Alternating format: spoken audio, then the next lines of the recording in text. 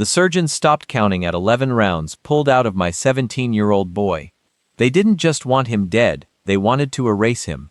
I stood in that sterile hallway, the smell of bleach burning my nose while the detective told me it was a wrong place, wrong time situation. But I knew better. You don't empty a clip into a high school kid by accident. Someone wanted to send a message. What they didn't know was that the message had been received by the wrong father. Hit like, subscribe for more stories of justice, and comment justice if you believe the truth always comes out. The phone call didn't come in the middle of the night. It came at 2 o'clock in the afternoon on a Tuesday. I was down at the marina sanding the deck of the charter boat I operated to pay the bills. It was a simple life, quiet, exactly what I needed after 20 years of noise, sand, and gunpowder. When I saw the number, I thought it was Mason asking for gas money or telling me he'd be late for our weekend dinner. Mason was a good kid. He was the only pure thing I had left in this world after the divorce. He had my eyes, but he had a gentleness I had lost a long time ago. Mr. Hunter. The voice on the other end was tight, professional, but I could hear the strain. This is Nurse Eliza from Mercy General. You need to come down here. It's your son. The sandpaper dropped from my hand. Is he sick? He's been shot, sir. He's in surgery now. The world didn't spin. It didn't go blurry for me. Everything sharpened. The sunlight reflecting off the water became blindingly bright. The sound of the seagulls became deafening. My heart rate slowed down. It's a reaction drilled into me from years of training. When the chaos hits, you go cold. You lock it down. I'm 5 minutes away, I said. My voice sounded like gravel. I didn't speed. I drove with terrifying precision. I parked the truck, walked through the sliding glass doors, and navigated the maze of the hospital until I found the ICU waiting room. And there she was, Morgan. My ex-wife was pacing the floor, her heels clicking rhythmically against the linoleum. She was wearing a white designer pantsuit that probably cost more than my boat. Her hair was perfect. Her makeup was flawless except for the slight smudge of mascara under her right eye. When she saw me, she didn't run to me for comfort. She stiffened. She crossed her arms over her chest like a shield. "You're late," she snapped. "I just got the call, Morgan," I said, my eyes scanning the room for a doctor. "How is he?" "Ease, it's bad. Hunter, it's really bad." Her voice cracked. The first sign of real emotion I'd seen from her in 3 years. "They said he lost a lot of blood. What happened?" She looked away, biting her lip. "The police said he was walking near the warehouse district. A car pulled up, 2 men got out." She swallowed hard. "They didn't take his wallet, they just started shooting." "Why was he in the warehouse district?" I asked. "He has school until 3 o'clock. "I don't know," she shouted, causing a passing nurse to flinch. "I don't know everything he does, Hunter. Maybe if you were around more, you'd know." I looked at her, really looked at her. We had been divorced for 3 years. She had left me because the military life was too hard, too lonely. But the truth was, she had found someone else. Someone with money. Someone who didn't wake up screaming from nightmares about Kandahar. "Don't do that," I said quietly. "Don't make this about us. This is about Mason." Before she could answer, the double doors swung open. A surgeon walked out looking exhausted. His surgical greens were stained with dark wet patches. My stomach tightened, but I kept my face stone. "Family of Mason. I'm his mother," Morgan said, stepping forward. "I'm his father," I added, standing right beside her. The doctor pulled down his mask. He looked young, too young to have seen what he just saw. He made it through the surgery, but it's critical. We had to remove his spleen, part of his liver, and repair damage to his right lung, his legs. His legs took the brunt of it. "How many?" I asked. The doctor looked at me confused. "Excuse me, how many times was he hit?" 11, the doctor said softly. "He was hit 11 times. Morgan let out a sob and covered her mouth.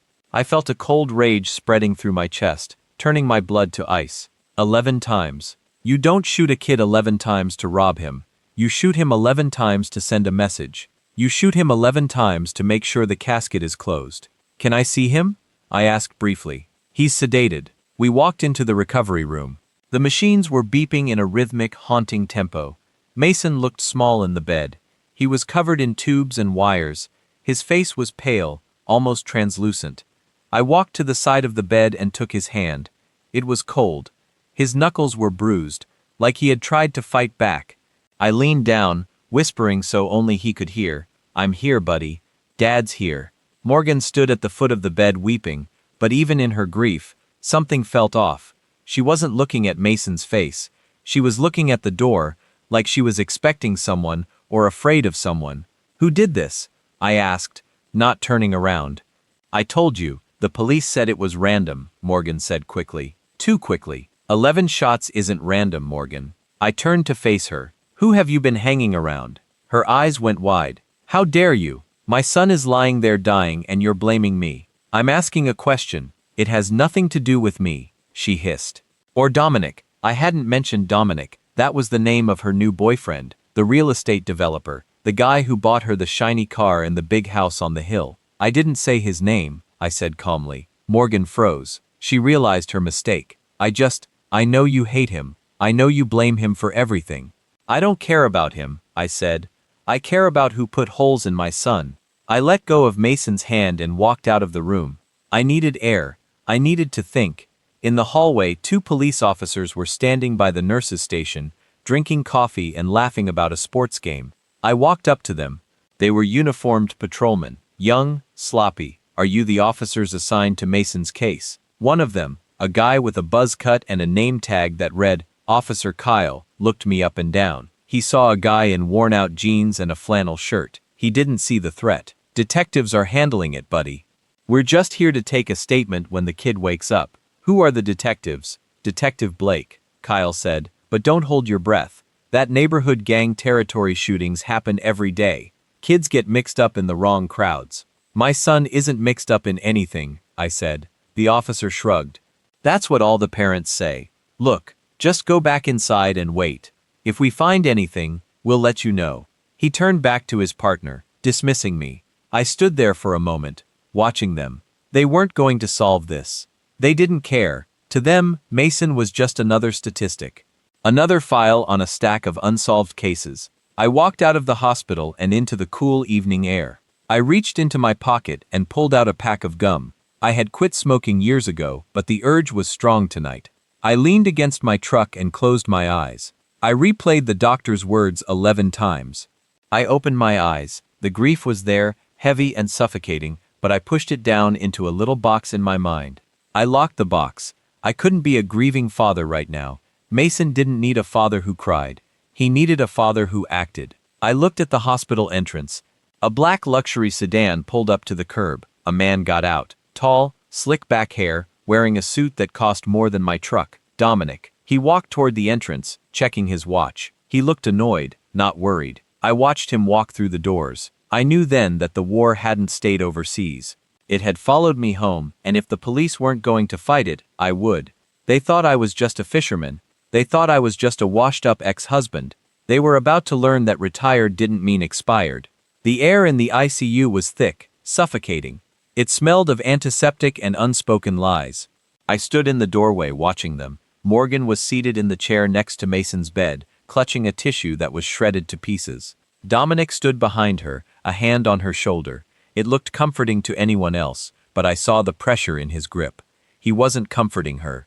He was controlling her. Hunter, Dominic said when he noticed me. His voice was smooth, practiced, tragic, just tragic. I told Morgan I'd cover all the medical bills. Top specialists. Whatever the boy needs. He doesn't need your money, Dominic, I said, walking further into the room. He needs to wake up. Dominic offered a tight, pitying smile. Of course, we're all praying for that. A man in a rumpled brown suit stepped out from the corner of the room. He looked like he hadn't slept in a week. He held a notepad, but wasn't writing anything. Mr. Hunter, I'm Detective Blake. He extended a hand. I didn't take it. He dropped it awkwardly to his side. I was just explaining to your wife, ex-wife, I corrected to Ms. Morgan, that these cases are difficult. The area where Mason was found, it's controlled by the Vipers. They're a local syndicate. Nasty crew. Witnesses don't talk. Cameras mysteriously malfunction. It's a wall of silence. So that's it? I asked, keeping my voice low. You're giving up before the ink on the report is dry. Blake sighed, rubbing his temples. We aren't giving up, but you need to be realistic. If this was a gang initiation or a robbery gone wrong, the chances of finding the shooter are slim. We have to consider that maybe Mason was involved in something. Drugs, deaths. My son is an honor student, I said, stepping closer to Blake. I towered over him. He volunteers at the animal shelter on weekends. He doesn't run with gangs. Kids have secrets. Mr. Hunter, Blake said, taking a half step back. We found his backpack at the scene, empty, no phone, no wallet, just school books. It looks like a robbery where they shoot the victim 11 times. I asked, that's an execution, detective, you know it. I know it. Blake's eyes darted to Dominic for a split second. It was fast, almost imperceptible, but I saw it. A look of recognition. Fear? Collusion? I couldn't tell yet, but my gut twisted. We're doing everything we can, Blake said, closing his notebook. But for now, focus on your son. Leave the police work to the police. He walked out without looking back. He's right, Hunter, Morgan said, her voice trembling. Just let them do their job. You always have to be the hero. Just stop. You're going to make it worse. Make it worse. I laughed, a harsh, humorless sound. Morgan, our son has 11 holes in him. How does it get worse than this? Please, she whispered. She looked terrified. Not sad, terrified. Come on, Morgan, Dominic said, guiding her up from the chair. Let's go get some coffee. You look pale. Hunter can sit with the boy for a while. Dominic let her out. As he passed me, he paused. Don't do anything stupid, Hunter. You're a boat captain now. Stay in your lane. I watched them leave. The moment the door clicked shut, the room fell silent, save for the beeping monitor. I looked down at Mason. His face was swollen. A tube ran down his throat. I brushed a strand of hair off his forehead. I promise you, I whispered. I'm going to burn it all down until I find them. I waited 10 minutes to make sure they were gone. Then I left the room. I didn't go for coffee. I went to the parking lot, got in my truck, and drove to the warehouse district. It was dusk by the time I arrived. The area was a graveyard of industry. Rusted corrugated metal, broken windows, and shadows that stretched too long. Police tape fluttered in the wind around a section of sidewalk near an old textile factory. I ducked under the tape. Most people look at a crime scene and see the blood. I saw the geometry. I saw the angles. There were chalk circles marking where the casings had fallen. I counted them. 9, 10, 11. They were clustered close together. Whoever shot him hadn't been spraying and praying. They had stood over him. They had walked him down. I crouched near the dark stain on the concrete that was my son's blood. I touched the ground. It was cold. I looked up. There was a street lamp directly above. It had been shot out. Broken glass littered the pavement. I scanned the buildings. To my left, a 3-story brick structure. To my right, an empty lot. If I were an ambush predator, where would I wait? I walked to the alleyway between the brick buildings. It was dark, filled with trash bags and the smell of rot. I moved slowly, my boots silent on the pavement. I found it behind a dumpster, a cigarette, but fresh. The brand was Red Eagles, cheap nasty smokes. And next to it, scuffed into the dirt, a footprint. It was a sneaker, but not a normal one. The tread pattern was distinctive. A heavy zigzag design with a logo on the heel that looked like a lightning bolt. High-end streetwear. Expensive, not a random robbery, I muttered to myself. Robbers don't wait in alleys smoking cigarettes. They strike and run. This was a hit. They waited for him. They knew he was coming. Why was Mason here? I walked back to the bloodstain. I looked around again. My eyes caught a glint of metal in a storm drain about 5 feet away. The police had missed it. I knelt down and pulled a pin from my pocket, using it to fish the object out through the grate. It was a key, a simple silver house key, but it had a keychain attached to it, a small plastic blue dolphin. I froze. I recognized that keychain. I had won it for Mason at a carnival when he was 6 years old. He kept it on his house key ever since. But this wasn't his house key. This key looked new, sharp. Why did he have this? And why had he dropped it or thrown it into the drain before he was shot? I pocketed the key using a tissue so I wouldn't smudge any prints. I heard a car engine rumble behind me. I didn't turn immediately. I listened. The engine was heavy, a V8. It idled low. "Yo, old man!" A voice shouted, "You lost." I stood up slowly and turned around. A black SUV was parked at the edge of the police tape. 2 men were leaning out the windows. They looked young, maybe early 20s, wearing heavy gold chains and hoodies. "Vipers, just looking," I said, keeping my hands visible but loose. "Looking's dangerous around here," the driver said. He had a tattoo of a snake curling up his neck. "This is Viper territory. Cops left hours ago. You should too." "Did you see what happened here?" I asked, ignoring his threat. The passenger laughed. "We see everything. We see nothing. Depends on who's asking." "I'm asking." The driver opened his door and stepped out. He was big but soft. He held a baseball bat in his hand, tapping it against his leg. "You deaf, Pops," I said. "Get lost." I didn't move. I didn't flinch. I just looked at him. I looked at the way he held the bat. Too tight. Knuckles white. He was posturing. "My son bled out on this sidewalk today," I said. My voice was so calm, it scared them more than shouting would have. "I'm not leaving until I understand why." The driver hesitated. He looked at his friend in the car. The confidence wavered. They expected fear. They expected me to run. "You crazy or something?" the driver muttered. "You have no idea," I said. The driver spat on the ground. "Whatever. Stay here and you'll end up like the kid." He got back in the SUV and peeled out, tires screeching. I watched them go. They were scared. Not of me. Not yet. They were scared because the heat was on.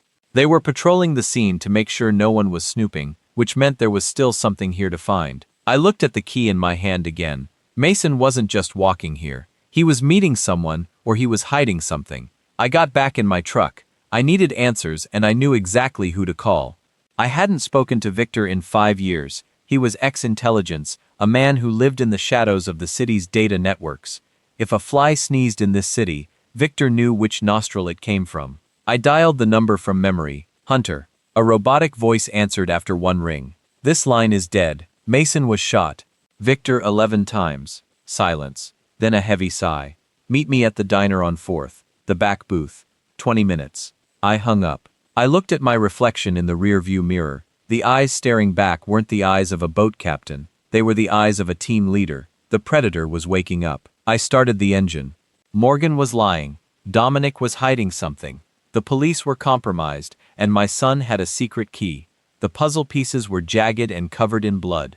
But I was going to put them together, even if I had to break every finger in this city to do it. The diner on 4th Avenue was a relic of a different era. Grease-stained windows, flickering neon signs, and coffee that tasted like battery acid.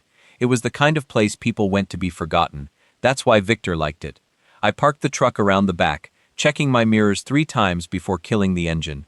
Old habits don't die, they just wait for you to need them again. I pulled my cap low and walked in. Victor was in the back booth, his back to the wall, facing the entrance. He didn't wave. He just tapped the empty seat across from him. Victor was former naval intelligence, a man who spent 20 years sifting through the digital garbage of the world to find the gold.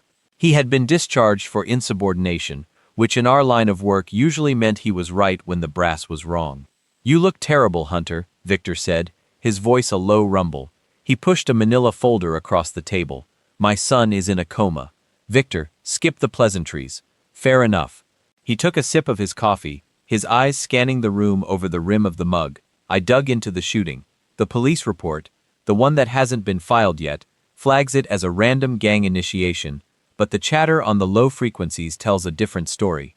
I leaned in. What story? It wasn't an initiation.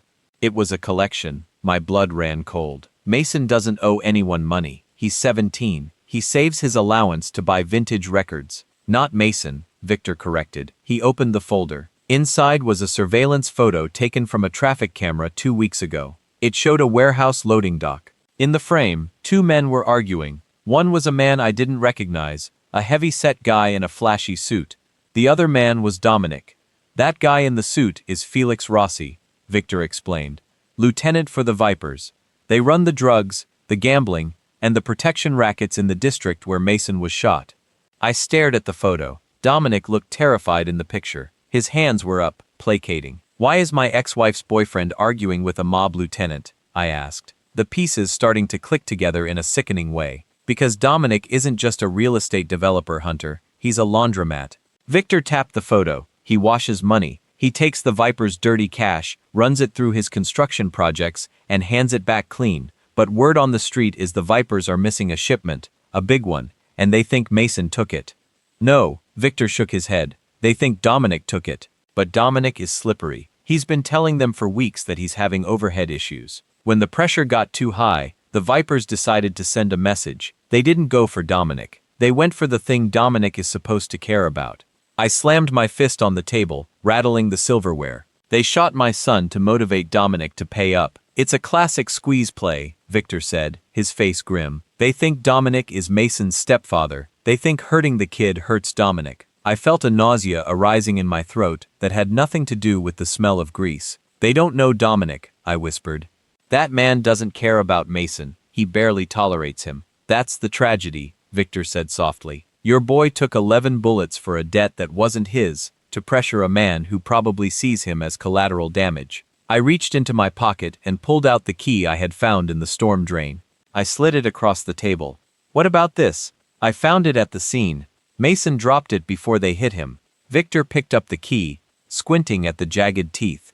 He pulled out a small jeweler's loop from his jacket pocket and inspected the serial number stamped on the neck. This isn't a house key, Victor muttered. It's a high-security key for a private storage facility. Ironclad storage downtown. Expensive, discreet. Mason doesn't have a storage unit. No. Victor looked up, his eyes sharp. But Dominic might. If Mason had this key, it means he found something. Maybe he took it from Dominic. Maybe he was trying to use it as leverage. He was trying to fix it. I realized the thought hitting me like a punch. Mason isn't stupid. He probably overheard Dominic. He probably stole the key to find out what Dominic was hiding, thinking he could go to the police. He was trying to be a hero and he got caught. Victor finished. I stood up. The rage was different now. Before it was hot and chaotic. Now it was cold, focused, tactical. Can you find out which unit this opens? I asked. Give me 10 minutes on the laptop. Victor said, but Hunter, if you go after the Vipers, you're starting a war you can't win alone. You're one man. I looked at the door, my hand on the handle. I'm not one man, Victor. I'm a team leader, and I'm not starting a war. I'm finishing one. I walked out into the cool night air. My phone buzzed. It was a text from Morgan. Where are you? The doctors are saying his vitals are dropping. You need to be here. I gripped the phone until my knuckles turned white. She was at the hospital with him with Dominic. The man who had painted a target on my son's back was sitting by his bedside holding his mother's hand playing the grieving saint. I got into my truck. I wasn't going to the storage unit yet. I needed to look Dominic in the eye. I needed to see the fear. I peeled out of the parking lot, the tires screeching against the asphalt. The Vipers had made a mistake. They thought they were dealing with a suburban family. They thought they were squeezing a soft target. They didn't know that by shooting Mason, they hadn't just hurt a boy. They had woken up a monster that had been sleeping for a decade, and now the monster was hungry. The hospital parking lot was a blur as I sped out, my truck eating up the asphalt. My destination had changed. It wasn't the storage unit, not yet. It was the hospital. I needed to see the look on Dominic's face. I needed to see the lie in his eyes up close. When I strode back into the ICU waiting area, the scene was exactly as I pictured. Morgan was hunched over in a chair, twisting a damp tissue in her hands. Dominic stood beside her, a hand resting on her back, whispering what I was sure were empty comforts. He looked like a magazine ad for a luxury watch, all polish and confidence, but I saw the slight tremor in his hand. I saw the way his eyes kept flicking toward the elevators. He was a cornered animal trying to look like a king. I didn't say a word. I just walked over and stood in front of them. The silence stretched thick and heavy. Morgan looked up, her eyes red-rimmed. Hunter, you're back. Any news? She asked, her voice weak. Yeah, I said, my gaze locked on Dominic. I've got news. Dominic stiffened. He forced a polite smile. Anything from the police? The police are useless, I said flatly. They think it was a robbery, but it wasn't. It was about a debt. $250,000 to be exact. Morgan gasped. What? Mason doesn't have that kind of money. He doesn't have any money. I know, I said, my voice dangerously calm. The debt wasn't his. I took a step closer, my shadow falling over them. Dominic, I need to speak with Morgan alone. Dominic's smile faltered. He tried to reassert his control. Hunter, now is not the time. She's been through enough. Now is exactly the time, I interrupted. Go get her a coffee or a water or whatever you do when you need to pretend you care. But you're going to leave this room for 5 minutes. My tone left no room for argument. It wasn't a request. Dominic looked from me to Morgan, his jaw tight with fury. He wanted to refuse to stand his ground, but he saw something in my eyes that made him reconsider. He gave Morgan's shoulder a final squeeze. I'll be right back. As he walked away, his posture was rigid. He was defeated, and he knew it. I turned back to Morgan. I knelt down in front of her chair, so we were eye level. Listen to me, Morgan. This is hard, but you need to hear it. The men who shot Mason are called the Vipers. They're a mob crew. She shook her head frantically. No, that's not possible. Mason wouldn't be involved with people like that. He wasn't. He was a pawn, I said, trying to keep my voice gentle. He was caught in the middle of something. The debt they were collecting on it belongs to Dominic. Her face contorted in disbelief, then anger. Stop it. Just stop. You've hated him from the moment I met him. You're just jealous because he can give me the life you never could. The words stung, but I didn't let it show. This was the wall I knew I would hit. Her denial was a fortress built on designer clothes and expensive dinners. This isn't about me, Morgan. This is about our son lying in that bed. I said, my voice firm. Dominic is laundering money for the Vipers. He uses his real estate business to clean their cash. They think he stole from them, so they sent a message. They shot Mason to scare Dominic into paying them back. You're lying, she whispered, tears streaming down her face. You're making this up to hurt me, to ruin this for me. Am I? I asked softly. Think about it. Why was Mason in the warehouse district? Why was Dominic so quick to show up at the hospital acting the part? Why are the police so quiet about a shooting that involved 11 bullets? They're all scared of the Vipers, and Dominic put us right in the middle of it. I could see the gears turning in her head. A flicker of doubt crossed her face. A tiny crack in the fortress. But then Dominic returned holding 2 cups of water. He saw her face and immediately went on the defensive. What did you say to her? He demanded, placing the cups on the table. I stood up, towering over him again, just catching her up on the family business. He put his arm around Morgan, pulling her close. Leave her alone, Hunter. You've done enough damage. I looked at Morgan, her face buried in Dominic's expensive suit. She was choosing comfort over truth. She was choosing the lie because the lie was beautiful, and the truth was ugly. I felt a profound sense of loneliness. I had hoped somewhere deep down that the mother in her would see through the facade. I was wrong. You're right, I said, my voice hollow. I looked at Morgan one last time. I've done enough. I turned and walked away without another word. I didn't look back. I knew what I had to do now. Victor was right. I couldn't rely on anyone. If I wanted justice for Mason, I would have to get it myself. The storage unit was the next step. It held Dominic's secrets, and whatever was inside was the proof I needed. The proof Morgan couldn't deny. The Vipers were watching Dominic. They were getting impatient. I had to get to that unit before they decided to clean up all their loose ends. I was on my own, and the hunt was officially on. The storage facility on Industrial Way was a fortress of corrugated metal and floodlights. Ironclad storage promised security, but at 11 p.m. on a Tuesday, it looked more like a prison block. The place was silent, except for the distant hum of the highway. I parked the truck 2 blocks away in the shadows of an abandoned lumber yard. If the Vipers were watching Dominic, they might be watching this place too. I approached on foot, sticking to the shadows. Victor's intel was solid. Unit 4B was in the second row near the back. I slipped through a gap in the chain-link fence, a weakness I'd spotted from 50 yards out. Security cameras swept the main lanes, but the shadows between the units were blind spots. I reached Unit 4B. The lock was heavy, gleaming silver under the harsh security light. I pulled out the key Mason had found. It fit perfectly. The mechanism turned with a satisfying clunk, and I rolled the door up just enough to slip inside. The air inside was stale and dry. I flicked on my tactical flashlight. The beam cut through the dust mows and landed on a stack of boxes, cardboard file boxes, dozens of them. I opened the nearest one. It wasn't filled with old clothes or holiday decorations. It was filled with financial records, ledgers, bank statements, but underneath the papers, I found something else. Hard drives. I picked one up. It was labeled simply V2023. V for Vipers. Vance. I was about to pocket it when I heard it. Tires crunching on gravel outside. The sound was slow, deliberate. A car prowling. I killed the light. Through the crack under the door, I saw headlights sweep across the row of units. They stopped right in front of 4B. I didn't panic. I moved. I climbed onto the stack of boxes, positioning myself above the door. If they came in, they would look forward, not up. The door rattled. Someone was trying to open it. It's unlocked. A voice grunted outside. Idiot left it open. The door rolled up all the way. 2 silhouettes stepped into the unit. I recognized them instantly. It was the 2 low-level thugs from the crime scene earlier. The driver with the snake tattoo and his friend with the bat. They walked in, their flashlights sweeping the floor. Boss said, "Clear it out." The driver said, "Burn everything. Can't let the cops trace the money back to the construction site. They were here to destroy the evidence. Dominic must have tipped them off, or they were just cleaning house. They moved deeper into the unit, backs to me. I dropped. I landed silently behind the guy with the bat. Before he could react, I had him in a chokehold. He thrashed for a second trying to swing the bat, but I tightened my grip on his corroded artery. 5 seconds later, he went limp. I lowered him quietly to the floor. The driver spun around at the sound of the bat clattering to the ground. He shone his flashlight in my face. What the? He reached for his waistband.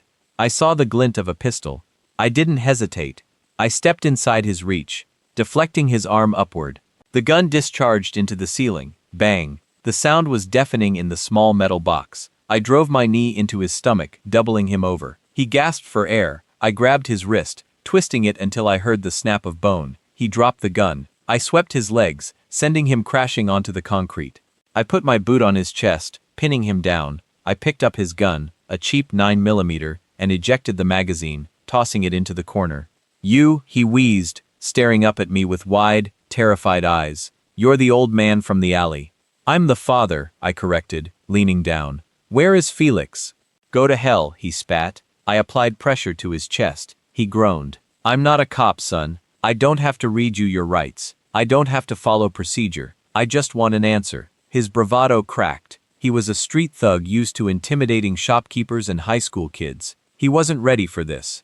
"The club," he gasped. "The Neon Lounge. He runs everything from the back office." "And the order," I pressed. "Who ordered the hit on my son?" "Felix." It was Felix. He said the accountant was skimming. He said we needed to squeeze the family to make him pay up. "The accountant is Dominic." I said. He nodded frantically. "Yeah, Vance." Vance was short on the last 3 drops. Felix said, "Shoot the kid, make Vance watch." The rage flared again, hot and white, but I pushed it down. I had what I needed, a confirmation. "Get up," I said, stepping back. He scrambled to his feet, clutching his broken wrist. He looked at his unconscious partner, then back at me. "Take your friend. Tell Felix I'm coming. Tell him he missed." The thug didn't need to be told twice. He dragged his friend out of the unit, stumbling into the night. I heard their car peel away seconds later. I turned back to the boxes. I grabbed the hard drive marked V2023 and a handful of the ledgers. This was the leverage. This was the bomb that would blow Dominic's life apart. But I wasn't done. I had sent a message to Felix, but messages needed to be delivered in person to be truly understood. I walked out of the storage unit, locking it behind me. The night air felt colder now. I got back in my truck and looked at the address on my phone for the Neon Lounge. It was a high-end club downtown, the kind of place where politicians and gangsters rub shoulders. I checked my watch. 11:45 p.m. The club would be packed. I wasn't going in there to arrest anyone. I wasn't going in there to start a shootout. I was going in there to look Felix Rossi in the eye and let him know that the accountant's family wasn't just a soft target. It was a kill team of one. I pulled out of the shadows and merged onto the highway. The city lights blurred past me. Dominic was a coward. Morgan was blind. The police were frozen. It didn't matter anymore. I was awake, and for the first time in years, I felt completely, terrifyingly calm. The Neon Lounge was tucked between glass towers and old brick warehouses, a glittering oasis for the corrupt and the connected. The neon sign bathed the sidewalk in electric blue light. Luxury cars lined the curb. Maseratis, Porsches, Range Rovers. The bouncer out front looked like he wrestled bears for breakfast. He was the kind of muscle who made a living looking intimidating. I parked the truck in a loading zone across the street. I didn't care if it got towed. I wasn't planning on being here long. I crossed the street and walked straight toward the entrance. The bouncer stepped forward, one massive hand raised. "Private party tonight," he said, his voice a low rumble. "Members only." I looked up at him. He had 60 pounds on me. Easy. His neck was thicker than my thigh, but size doesn't mean skill. Size just means you're a bigger target. "I'm here to see Felix," I said calmly. The bouncer smirked. "Felix, don't take walk-ants. Tell him Hunter is here. Tell him we need to talk about Mason." The bouncer's smirk faltered. The name meant something. He reached for the radio clipped to his belt, muttering something I couldn't hear. A moment later, he stepped aside. "Second floor, back office. Don't touch anything." I walked past him without another word. Inside, the club was pulsing with bass-heavy music. Strobe lights flickered across the crowded dance floor. Women in designer dresses danced on elevated platforms. Men in expensive suits lounged in velvet booths surrounded by bottles of champagne that cost more than my monthly rent. I moved through the crowd like a ghost. No one noticed me. I was just another face in a sea of excess. I found the stairs at the back guarded by another bouncer. This one was smaller but sharper. His eyes tracked me the entire way up. He didn't stop me, but I felt his gaze burning into my back. The second floor was quieter. The music was muffled here, replaced by the low murmur of private conversations.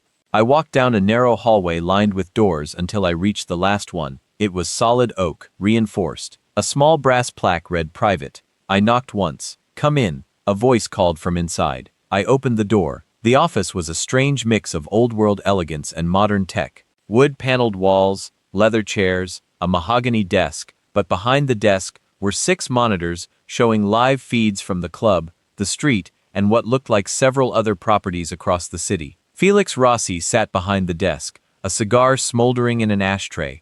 He was in his 50s with salt and pepper hair slicked back and a face that looked carved from granite. He wore a charcoal suit with a blood-red tie. He looked exactly like what he was, a man who had killed without hesitation and slept soundly afterward. 2 men flanked him, enforcers. They were younger, hungrier. One had a scar running down his cheek. The other had the cold eyes of someone who enjoyed the work. Felix didn't stand. He leaned back in his chair, studying me like I was an insect under glass. "Hunter," he said, his voice smooth and cultured. "The grieving father. I've heard about you." "Good," I said. "Then you know why I'm here." Felix took a slow drag from his cigar. "Your boy tragic. Truly. But business is business. Dominic Vance owes me money. A lot of it. When a man doesn't pay, I have to send a message. You understand? You shot my son 11 times to send a message to a man who doesn't care about him." Felix shrugged. "I didn't know that. I assumed Vance had a heart. Clearly, I was mistaken." The casual way he said it, the complete lack of remorse made my blood boil, but I kept my voice steady. "Here's what's going to happen, Felix," I said. "You're going to call off your crew. You're going to leave my son alone, you're going to leave me alone, and you're going to let me handle Dominic." Felix's eyes narrowed. He set the cigar down. "And why would I do that? Because if you don't, I'm going to dismantle your entire operation. I'm going to burn this club to the ground. I'm going to make sure every federal agency in this city knows your name, and when they come for you, Felix, you're going to wish you just shot me instead of my boy." The room went silent. The enforcers tensed, hands drifting toward their waistbands, but Felix raised a hand, stopping them. "Big words for a fisherman," Felix said, leaning forward. "You think you scare me? You think you can walk into my club and threaten me?" "I'm not a fisherman," I said quietly. "I was for 3 years. Before that, I was a team leader, SEAL team for 20 years in the sand. I've dismantled terror cells in places you can't pronounce. I've taken out targets that made you look like a playground bully." Felix's expression didn't change, but I saw the flicker in his eyes. Recognition, fear. I reached into my jacket slowly, making sure the enforcers saw my hands. I pulled out my phone and placed it on the desk. On the screen was a photo. It was a grainy image from a mission brief. Me, younger, leaner, standing with my unit in front of a helicopter. The caption at the bottom read, "SEAL Team 4, Operation Desert Viper." Felix picked up the phone. He stared at the photo, his jaw tightened. "You killed a senator's son," Felix said slowly, referring to an old operation that had been buried but whispered about in certain circles. "You walked into a compound with 5 men and walked out with 15 bodies. 16, I corrected. You missed one in the intel report." Felix set the phone down carefully. He looked at his enforcers, then back at me. The calculation was happening behind his eyes. He was weighing his options. Kill me now and deal with the military coming down on him, or let me walk and avoid a war he couldn't win. "Your boy," Felix said finally. "He wasn't part of this. I see that now. And you? You're not bluffing." "I never bluff." Felix exhaled slowly. "I'll call it off. The hit is done. Your son is off the board. But Dominic, he still owes me. That debt doesn't disappear. I'll handle Dominic," I said. "You'll get your money, but it won't come from my family." Felix leaned back, his fingers steepled. "You have 72 hours. If I don't see $250,000, the deal is off, and next time I won't be so reasonable." I didn't thank him. I just turned and walked out. The enforcers didn't follow. Felix didn't call me back. As I descended the stairs and walked through the club, I felt the weight lift slightly. Mason was safe. The Vipers wouldn't touch him again, but Dominic was mine. I stepped out into the cool night air and pulled out my phone. I called Victor. "It's done," I said. "Felix is backing off, but I need you to do something for me. Name it. I need you to liquidate the contents of that storage unit. Sell the hard drives. Auction the evidence to the highest bidder. I don't care who. Just make sure it brings in 250 grand. Victor was silent for a moment. "You're paying off Dominic's debt with his own stolen money." "Exactly. And when it's done, I want you to send Dominic the receipt. Let him know who saved his life." Victor chuckled darkly. "You're a vengeful man, Hunter. I'm a father." I hung up and got back in my truck. The war was over, but the reckoning was just beginning. The drive back to the hospital felt different. The frantic urgency was gone, replaced by a cold, grim determination. I wasn't racing against assassins anymore. I was racing toward the truth. The Vipers had been neutralized for now, but the real snake was still coiled around my family, smiling and shaking hands while he squeezed the life out of them. It was 2 a.m. when I walked back into the ICU. The night shift had settled in. The hallways were dim, the silence punctuated only by the distant hum of floor buffers and the soft beep of monitors. I found Morgan alone in the waiting room. Dominic was gone. She was asleep in one of the uncomfortable vinyl chairs, her head resting awkwardly against the wall. Her makeup was smudged, her face pale and drawn. Even in sleep she looked exhausted. She looked broken. I sat down in the chair opposite her and waited. I didn't wake her. I just watched her, remembering the woman she used to be before the money, before the status, before Dominic. She had been fierce once. Loyal, but fear changes people. Comfort changes them even more. 20 minutes passed. She stirred, blinking awake. When she saw me, she jolted upright, disoriented. "Hunter, what time is it?" "Is Mason?" "He's stable," I said quietly. "The doctors said his vitals are holding." She let out a long, shaky breath and rubbed her eyes.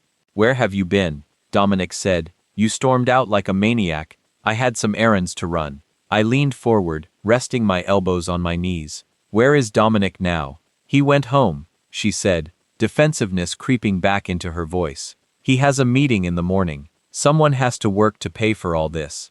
I almost laughed. "He's not paying for this, Morgan. You know that." She glared at me. "Don't start. I can't handle your conspiracy theories right now. It's not a theory anymore." I reached into my jacket pocket and pulled out a small digital recorder I had taken from the storage unit.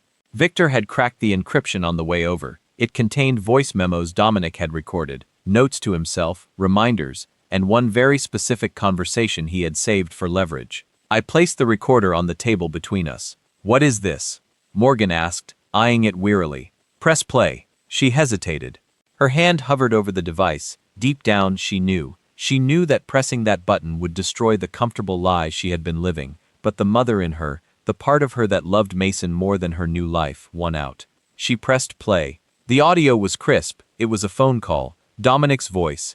"Look, Felix, I don't have the cash right now. The feds are sniffing around the construction accounts. I need more time." Felix's voice. "You're out of time, Vance. You've been skimming off the top for 6 months. You think we didn't notice?" Dominic. "I didn't skim. It was overhead. Listen, I can get it back. Just don't come to the house. Morgan will ask questions. Felix, I don't care about your girlfriend. I want my money or I want blood. Dominic, don't touch me, please. Look, the kid, her son, he's weak. He's an easy target. If you scare him, she'll panic. She'll make me liquidate everything to protect the family. I can use that to pay you. Just rough him up. Make it look like a robbery. Felix, rough him up. You want us to hit a kid? Dominic, just do it. Scare him, break a leg, whatever. Just give me a reason to access the emergency funds." The recording ended with a click. Morgan sat frozen. She didn't breathe.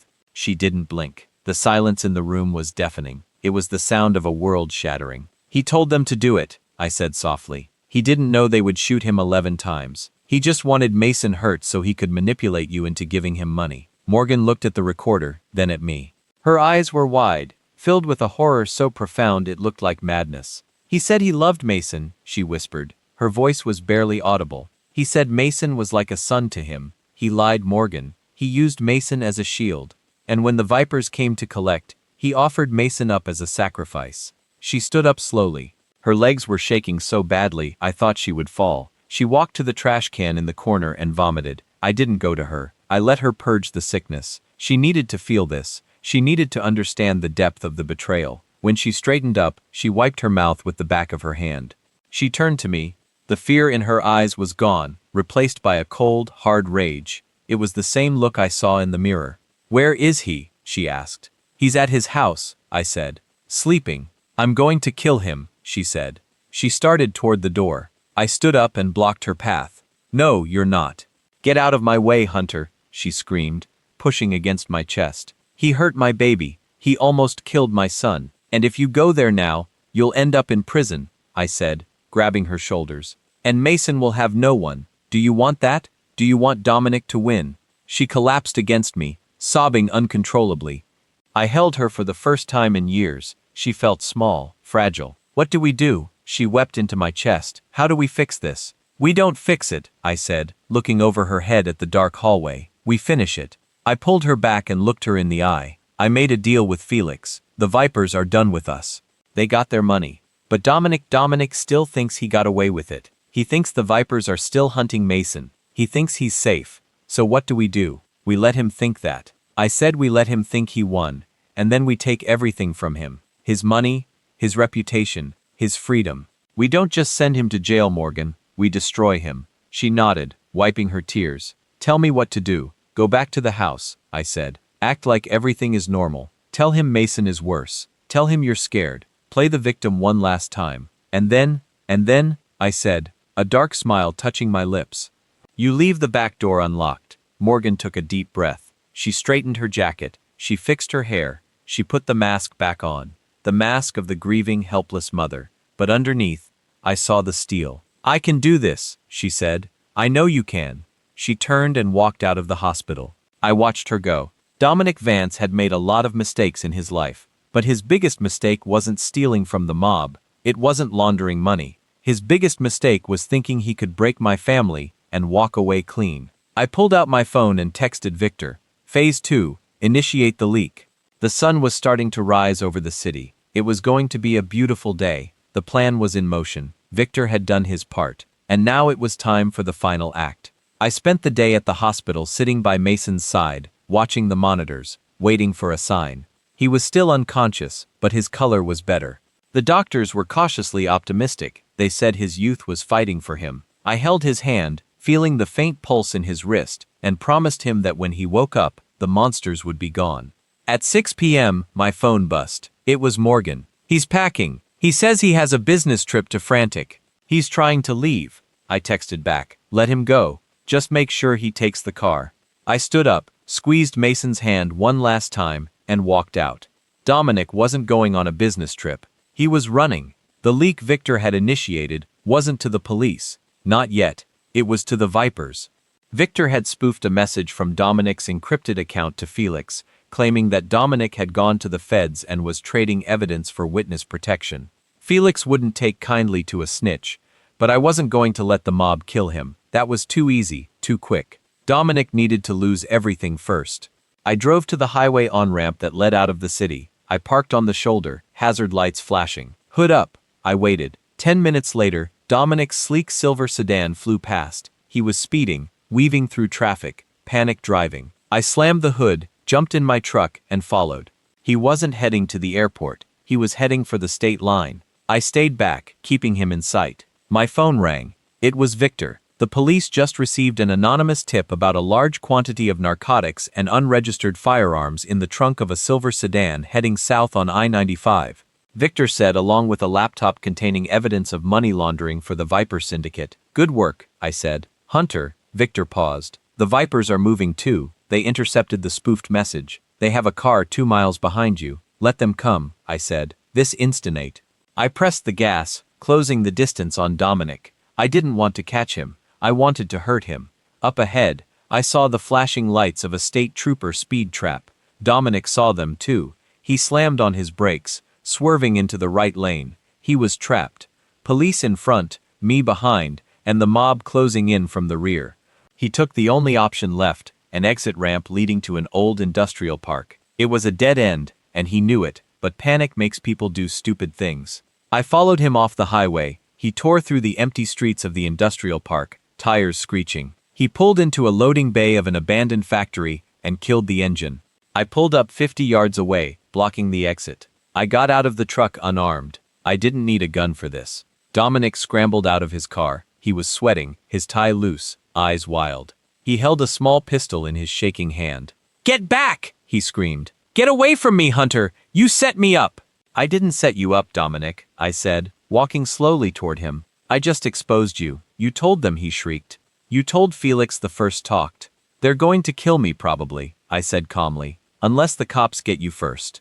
Sirens wailed in the distance, getting louder. "I can fix this," Dominic babbled, pacing frantically. "I have money, I have accounts, I can pay them off." "You don't have anything," I said. "Victor drained your offshore accounts this morning. Every cent went to pay off your debt to Felix. You're broke, Dominic." His face went white. "What? You bought your life with your own stolen money. Felix is paid, but he still thinks you're a rat. So, you have a choice." I stopped 10 feet from him. "You can try to shoot me," I said, "and I will break every bone in your body before you pull the trigger. Or you can drop the gun, get on your knees, and wait for the police. Prison is safe, Dominic. The Vipers can't get you in solitary." He looked at the gun. He looked at me. He looked at the flashing blue lights reflecting off the warehouse walls as the cruisers turned into the park. He started to cry, a pathetic whimpering sound. "I just wanted to be someone," he sobbed. "You were someone," I said. "You were the man who shot my son." The gun clattered to the asphalt. Dominic fell to his knees, hands on his head. The police cruisers screeched to a halt. Officers pouring out with weapons drawn. "Hands. Show me your hands." I stepped back, raising my own hands calmly. "He's all yours," I said to the lead officer. As they cuffed him, Dominic looked at me one last time. His eyes were empty. He knew it was over, but I wasn't watching him. I was watching the dark sedan parked at the entrance of the industrial park. The Vipers. They had arrived just in time to see Dominic taken into custody. They wouldn't touch him now. He was police property. The car idled for a moment, then turned around and drove away slowly. I lowered my hands. My phone buzzed. It was Morgan. "Mason is waking up." The breath left my lungs in a rush. I didn't care about Dominic. I didn't care about the police questioning me.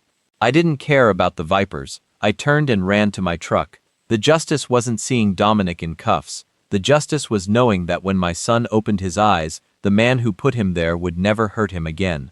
I drove back to the hospital faster than I had ever driven in my life. When I walked into the room, Morgan was crying, but this time they were tears of relief. Mason's eyes were open. He looked groggy, confused, and in pain, but he was alive. I walked to the bed. He looked at me, his eyes focusing slowly. "Dad," he croaked. His voice was dry, weak. "I'm here, buddy," I choked out, taking his hand. "I'm right here. I lost the key," he whispered. "I tried to help." "I know," I said, brushing the hair from his forehead. "I found it. You did good, Mason. You were brave." He tried to smile, but winced. Did you get them?" I looked at Morgan. She nodded, a silent understanding passing between us. "Yeah," I said, "I got them. It's over." Mason closed his eyes, a look of peace settling over his face. "Good. I'm tired, Dad. Sleep," I said. "I'll be here when you wake up." I sat down in the chair, listening to the steady beat of his heart. It was the most beautiful sound in the world. Outside, the city was moving on. The news would report a drug bust, a prominent businessman arrested, a gang war averted. But in this room, none of that mattered. We were broken, scarred, and exhausted. But we were still standing, and for the first time in a long time, I felt like I was finally home. 3 months passed. Mason came home from the hospital with a limp that the doctors said would fade with time and physical therapy. He was quieter now, more thoughtful. The lightness of youth had been stolen from him, replaced by something harder, but he was alive, and he was mine. Morgan filed for divorce from Dominic before he was even arraigned. She moved into a smaller apartment closer to my place. She didn't ask for anything. She just wanted to start over, away from the shadow of her mistakes. The trial began on a cold October morning. The courthouse was packed. The media had turned Dominic's case into a spectacle: money laundering, organized crime, conspiracy to commit aggravated assault. The DA had built a fortress of evidence, much of it provided anonymously by Victor: the hard drives from the storage unit, the financial ledgers, and the voice recording of Dominic offering up Mason to the Vipers. I sat in the gallery with Morgan and Mason. He was wearing a suit that was slightly too big for him. His crutch leaned against the bench beside him. He stared straight ahead, his jaw set. Dominic was led and wearing an orange jumpsuit and shackles. He looked hollow.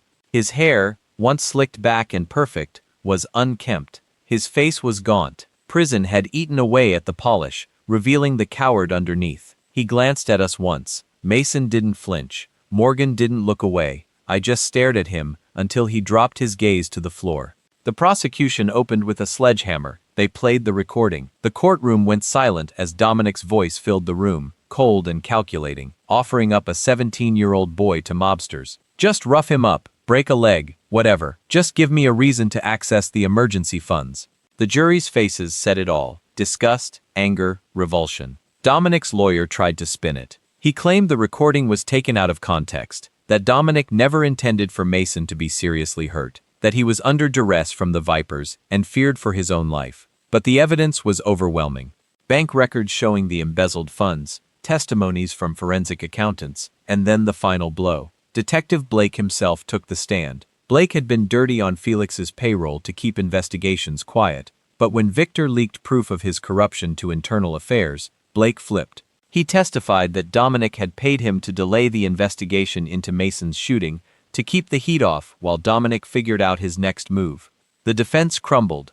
On the fourth day, the prosecution called Mason to the stand. Morgan gripped my hand so hard it hurt. Mason stood slowly, using his crutch to steady himself. He walked to the witness box with his head high. The prosecutor was gentle with him. She asked about the day of the shooting. Mason's voice was steady as he recounted walking to the warehouse district, thinking he was meeting someone who could help expose Dominic's crimes. He had overheard phone conversations. He had found documents. He had tried to be brave. And when the men approached you, the prosecutor asked softly, "What did you think?" "I thought they were going to ask me questions," Mason said. "I thought maybe they wanted the key back. I threw it in the drain so they couldn't get it, and then they just started shooting." "Did you know Dominic Vance had anything to do with the attack?" Mason looked directly at Dominic. "Not at first, but when my dad found the recording, I understood. He traded me for money." The courtroom erupted in whispers. The judge called for order. Dominic's lawyer tried to cross-examine to poke holes in Mason's story, but Mason didn't waver. He answered every question with a calm clarity that made him seem older than his years. When Mason stepped down, he walked past Dominic's table.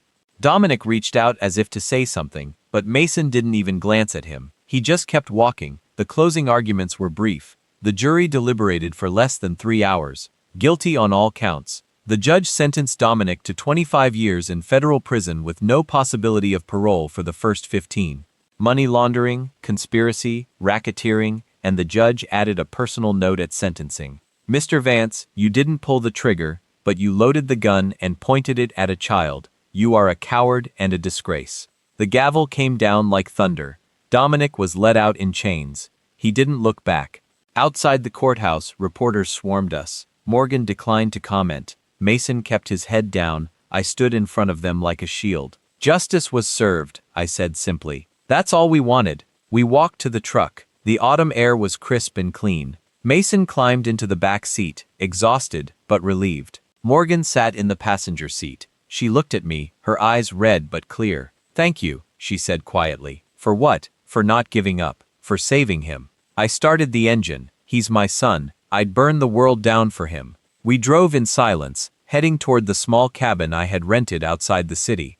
It was quiet there, safe, a place to heal. Mason fell asleep in the back, his head resting against the window. I looked at him in the rearview mirror. He had scars now, physical and emotional, but he was stronger for it. He would carry this with him forever, but it wouldn't break him. The war was over. The enemy was defeated, and for the first time in months, I felt like I could breathe. The cabin sat on the edge of a lake, surrounded by tall pines and silence. It wasn't much. 2 bedrooms, a small kitchen, a porch that overlooked the water, but it was ours. No neighbors, no noise, no ghosts. Mason had been out of the hospital for 4 months now.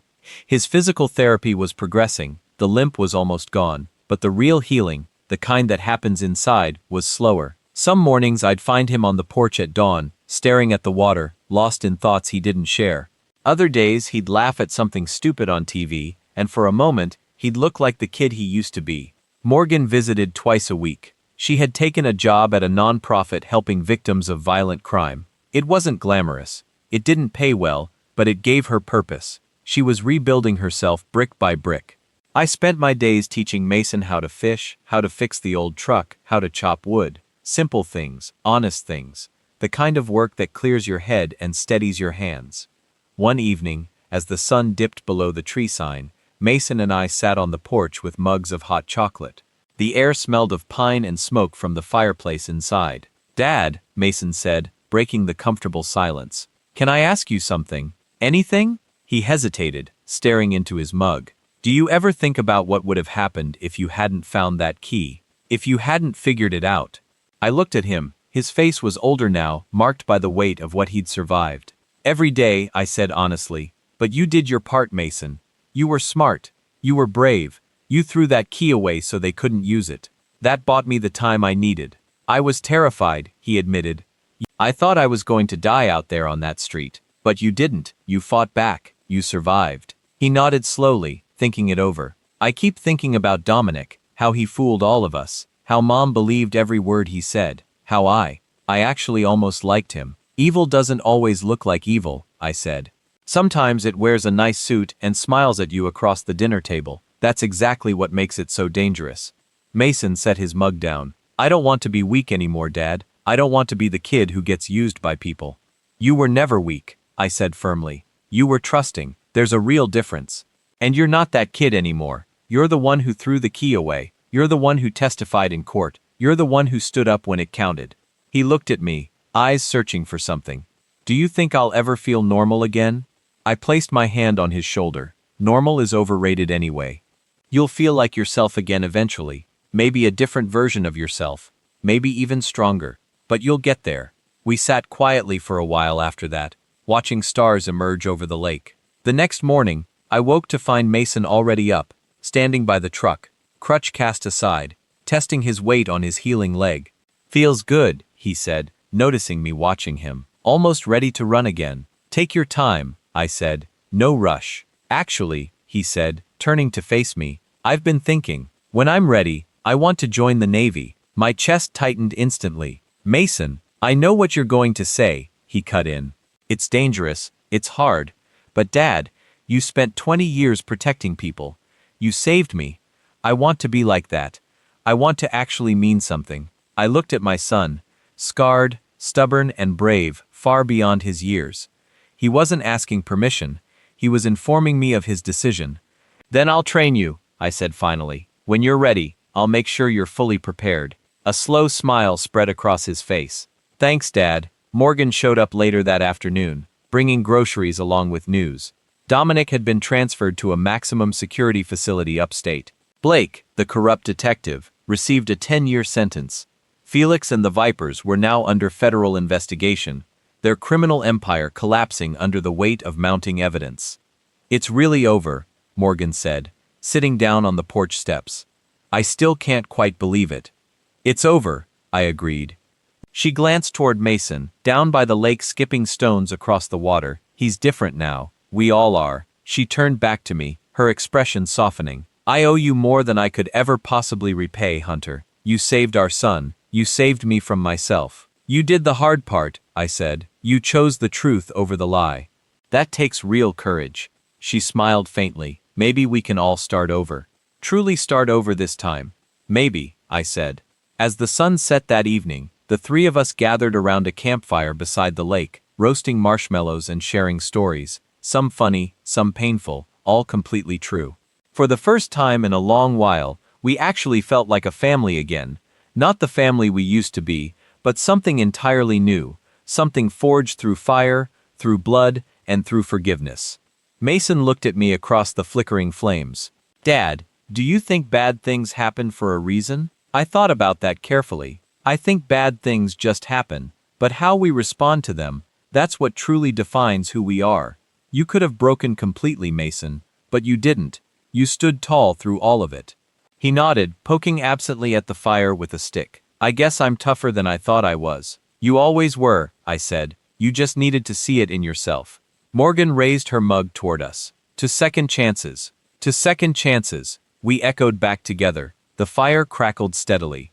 The stars wheeled slowly overhead, and somewhere off in the distance, an owl called out into the night. We had been broken. We had been betrayed completely. We had been pushed right to the edge of total ruin. But we survived it all, and in the end, that was enough.